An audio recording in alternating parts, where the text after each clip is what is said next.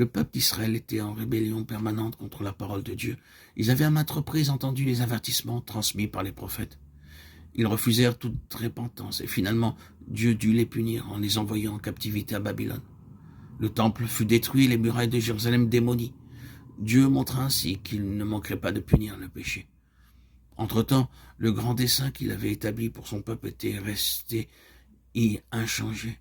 Ils étaient captifs et pourtant ils demeuraient le peuple de Dieu qu'il aimait toujours. Cependant, Dieu ne pouvait utiliser que ceux qui répondaient à son amour. Remarquons que seul un petit nombre de personnes se montrèrent sensibles à la parole de Dieu. La majorité se laissa emporter par la séduction du monde. Il y en eut bien peu qui manifestèrent un désir profond de s'attacher à la parole de Dieu et de garder ses commandements. C'était eux, le reste. Dieu commença à agir en leur faveur, calmement, en suivant son propre plan parfait.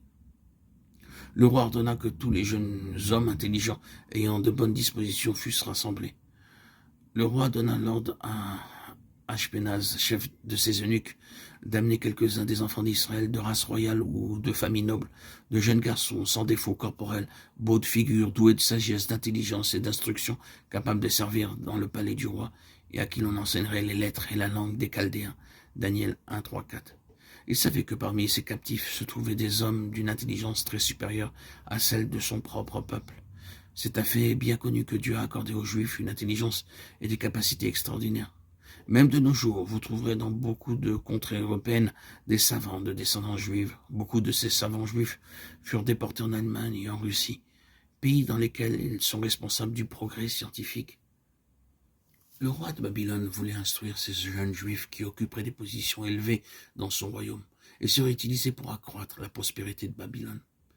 Ces mêmes jeunes gens furent l'instrument qui fit échouer les projets du peuple de Babylone et celui-là même qui apporta la délivrance aux juifs captifs. C'est ainsi que Dieu agit.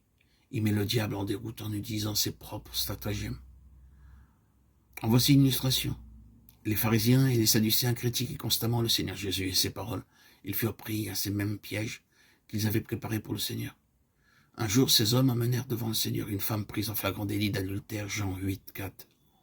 Selon la loi, elle était passible de mort par lapidation. Le Seigneur répondit que celui qui est sans péché parmi vous lui lance la première pierre. Ils sortirent l'un après l'autre, convaincus de péché et contraints de reconnaître leur propre culpabilité. Daniel résolut dans son cœur de ne pas se souiller. Ceci est le secret d'une vie victorieuse. Nous devrions refuser l'entrée dans notre vie à toute souillure, cette souillure qui brise notre communion avec Dieu. Ce n'est pas par nos propres efforts que nous pouvons y parvenir. Il existe un seul moyen, c'est la foi dans l'efficacité du sang de Christ.